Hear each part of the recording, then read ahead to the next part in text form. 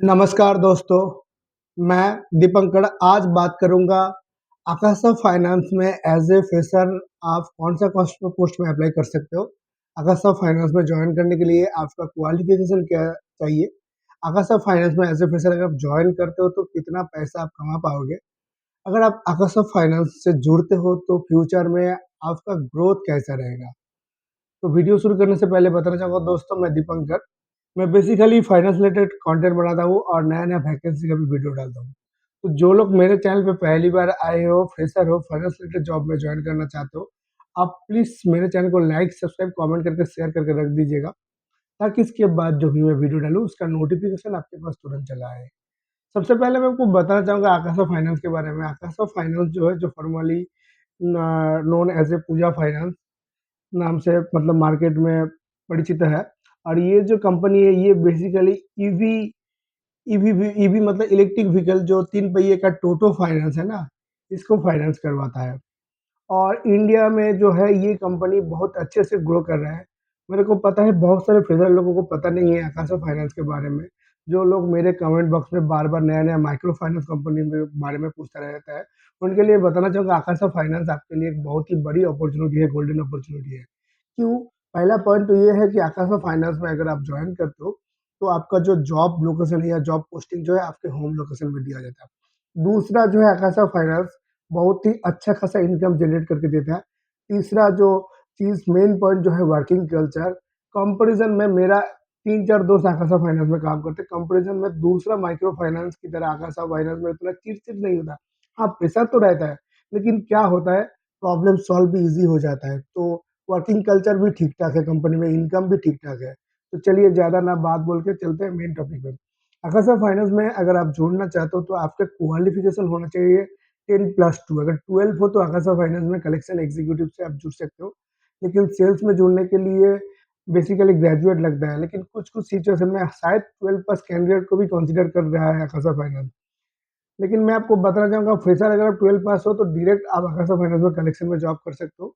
और सेल्स के बारे में बताना चाहूँगा ये तो कंपनी और एचआर के ऊपर डिपेंड करता है, ग्रेजुएट लेगा या एचएस पास लेकिन कलेक्शन में जो है आप एचएस में आराम से जुड़ सकते हो। तो अभी आते हैं कहाँ से आप आकाशा फाइनेंस में अप्लाई करेंगे? आकाशा फाइनेंस में अगर आप जॉब करना चाहते हो तो आप फेसबुक में जाके भी सर्च कर सकते हो। नहीं तो जो है लिंक्डइन में भी आप जाके सर्च कर सकते हो आकाशा फाइनेंस। नीचे जितना भी वैकेंसी आता है, उसका पोस्ट आपको दिखना शुरू हो जाएगा। नहीं तो तीसरा ऑप्शन आपके पास ये है कि आपके बगल में अगर कोई भी आकाशा फाइनेंस के ब्रांच है या आपके कोई दोस्त आकाशा फाइनेंस में काम करता है, उनके रेफरेंस लेके आप आकाशा फाइनेंस में जुड़ सकते हो। नहीं तो आपके इलाका में अगर आकाशा फाइनेंस लॉन्च होता है, देखिए बहुत सारे टोटो के शोरूम में आकाशा फाइनेंस के लोगो लगा हुआ रहता है। तो वहाँ पे आकाशा फाइनेंस का जो है सेल्स एग्जीक्यूटिव भी बीच-बीच में आता है। तो उनके माध्यम से आप बायोडाटा जमा करके आकाशा फाइनेंस में जुड़ सकते हो।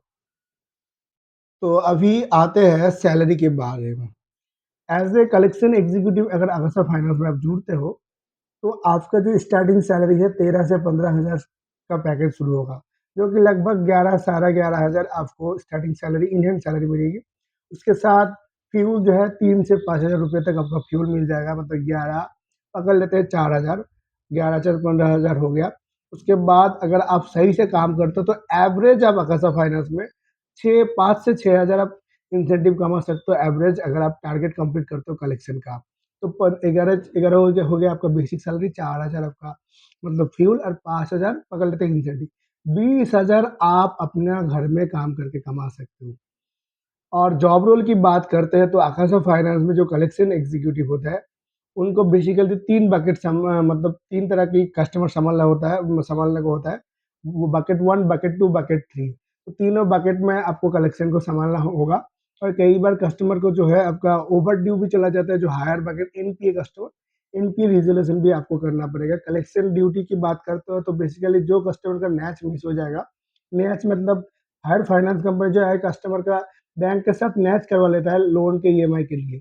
लेकिन कई-कई कस्टमर के पास बैंक में अकाउंट में पैसा नहीं होता है तो मैच फेल होने के बाद वो सब कलेक्शन आपको जो है कस्टमर के घर में जाके इन हैंड कैश लेके कस्टमर के लोन अकाउंट में जमा करना पड़ेगा और पैसा जो है बैंक में डिपॉज़िट करना पड़ेगा। तो बेसिकली यही काम है और ड्यूटी टाइम बात करते हैं तो सुबह से आपको शाम 4-5 बजे तक काम करना पड़ेगा, लेकिन आपका कलेक्शन से मतलब है कंपनी का, तो आप सही से काम करते हो तो 2 बजे तक भी आप घर में आके सो सकते हो, लेकिन काम होना चाहिए। तो ये है वर्किंग कल्चर। और पोर्टफोलियो की बात करते हैं तो एवरेज एक कलेक्शन एग्जीक्यूटिव 50 से 100 पोर्टफोलियो होता है, तो एवरेज 60-70 पोर्टफोलियो आपके पास होगा कलेक्शन के लिए। तो उतना प्रेशर आपको नहीं रहेगा, सिर्फ विजिट करना पड़ेगा, मैक्सिमम कलेक्शन आपका फ़ोन में ही हो जाएगा। जो कलेक्शन फ़ोन में नहीं आता है, उस कलेक्शन का विजिट आपको खुद जाके करना पड़ेगा। तो एवरेज एज़ ए फ्रेशर अकेसा फाइनेंस में एज़ ए कलेक्शन एग्जीक्यूटिव आप 20,000 तक कमा सकते हो। लेकिन एक चीज़ मैं आपको बताना चाहूँगा कि माइक्रो फाइनेंस हो या अकेसा फाइनेंस, हर कंपनी जो है अपने रिक्वायरमेंट के हिसाब से कभी भी हर साल क्या हर महीने अपना मतलब से सैलरी चेंज कर सकता है अपने हिसाब से। तो कंपनी अपने हिसाब से कभी भी अपना सैलरी जो है स्ट्रक्चर चेंज भी कर सकता है, मार्केट डिमांड के हिसाब से वो बढ़ा भी सकता है, वो कमा भी सकता है। तो मैं सिर्फ करंट सिचुएशन की बात बता रहा हूँ, एवरेज आप 20,000 पकड़ के चलिए। अगर बहुत कम भी हुआ तो 16-17 तो आप कमा ही लेंगे एज़ ए फ्रेशर। तो ये हो गया आपका कलेक्शन एग्जीक्यूटिव का सैलरी एंड इंसेंटिव और फ्यूल। उसके बाद अगर आप परफॉर्मेंस अच्छा करते हो तो जो है 1 साल बाद आप कलेक्शन टीम लीडर में चला जाएँगे। टीम लीडर पोज़ीशन में आपका काम होता है, आपके अंदर 5-6 कलेक्शन एग्जीक्यूटिव जो है उसको हैंडल करना पड़ेगा, और जो-जो केस में प्रॉब्लम होगा उसमें जाके आपको फिज़िकल विज़िट करना पड़ेगा। कई बार जो है गाड़ी को जो रिपो भी करना पड़ेगा आपको, रिपो करके सेल भी करना पड़ेगा, तो ये सारे चीज़ होगा आपके मतलब काम करना पड़ेगा, उसके साथ आपका लीगल टीम भी आपको सहायता करेंगे। अभी आते हैं सेल्स एग्जीक्यूटिव के बारे में।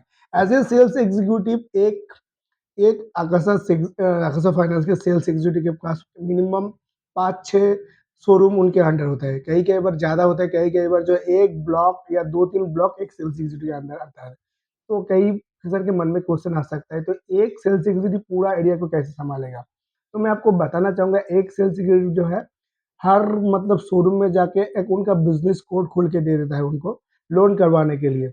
और वो जो भी लोन करवाएगा ना, उस सेल्स एग्ज़ीक्यूटिव के अंडर काउंटिंग होगा। तो बेसिकली यही होता है। और सेल्स एग्ज़ीक्यूटिव का एक मिनिमम क्राइटेरिया रहता है कि इतने महीने तक कलेक्शन करना पड़ेगा, उनके भी बकेट में आता है। तो कितने बकेट में आता है, ये तो कंपनी में जॉइन करने के बाद पता चलेगा। क्योंकि कुछ कंपनी जैसे एल&टी माइक्रो फाइनेंस में ऐज़ ए मतलब कोई भी नया कस्टमर का अगर लोन लेते हो, तो 6 महीने जो है आपका जो है रेगुलर बकेट में आएगा। तो रेगुलर बकेट में अगर कोई भी कस्टमर आता है तो उस कस्टमर का ड्यू अगर होता है तो आपको कलेक्शन करना पड़ेगा। लेकिन ड्यू अगर पैसा नहीं दे रहा है तो बार-बार आपको जाके विज़िट करना पड़ेगा। लेकिन 6 महीने लगातार पेमेंट करने के बाद जो है वो कस्टमर जो है अभी अगर ड्यू करता है 30 डेज़ क्रॉस होता है तो वो चला जाता है एफसीओ के पास। तो ऐसे ही उनका भी कुछ कलेक्शन का क्राइटेरिया रहता है कि बकेट, तो बकेट के हिसाब से आपको जो है कि सेल्स करना पड़ेगा, उसके बाद कलेक्शन भी आपको देखना पड़ेगा। मैक्सिमम कलेक्शन ऐसे आ जाता है, कुछ कस्टमर तो हर सब जगह पे बुरा होता है, तो वो जो जो कस्टमर मतलब डिले करेगा पेमेंट के लिए, उस सब कस्टमर का कलेक्शन के लिए आपको भी विज़िट करना पड़ेगा फील्ड में as a sales executive. Salary की बात कर लेते हैं तो सेल्स एग्ज़ीक्यूटिव में थोड़ा ज़्यादा सैलरी है, 15 से 25,000 तक आपको एनुअल सैलरी मिल जाएगा। ये तो आपके एक्सपीरियंस के ऊपर डिपेंड करता है कि आपका एक्सपीरियंस कितना है और क्या अपना आप नेगोशिएट कर सकते हो। उसके बाद फ्यूल का पैसा अलग से मिलता है। इंसेंटिव जो है सेल्स एग्जीक्यूटिव का 6,000 से लेके 15-20,000 तक हो जाता है, क्योंकि सेल्स एग्जीक्यूटिव में जो है बहुत ही मतलब बिज़नेस का टारगेट होता है, और जो है इंसेंटिव भी इसलिए अच्छा खासा रखा गया है सेल्स के लिए। लेकिन मैं आपको बताना चाहूँगा, एज़ ए फ्रेशर अगर आप जॉइन करते हो तो आप पकड़ लीजिए 5-6 हज़ार आप आगासा फाइनेंस में सेल्स एग्जीक्यूटिव में भी कमा पाएँगे। और ये जो सैलरी और इंसेंटिव है, ये हर मतलब सैलरी तो ठीक रहता है, लेकिन इंसेंटिव कभी भी चेंज होता रहता है, क्योंकि कंपनी हर महीने जो है अपना इंसेंटिव स्कीम चेंज करता रहता है। तो इंसेंटिव अपने हिसाब से कंपनी अपने हिसाब से चेंज करता है, लेकिन एवरेज आप मैं बताना चाहूँगा कि 5,000 तक आप इंसेंटिव कमा सकते हो अगर सेल्स में हो और कलेक्शन में हो। उससे भी ज़्यादा भी कमा सकते हो, क्योंकि जितना आप ज़्यादा सेल्स करेंगे इनकम भी उतना ज़्यादा होगा। सेल्स में अगर अच्छे से काम करते हो तो फ्यूचर में जो है आप सेल्स मैनेजर, क्लस्टर मैनेजर भी बन सकते हो। तो यही है आज का वीडियो।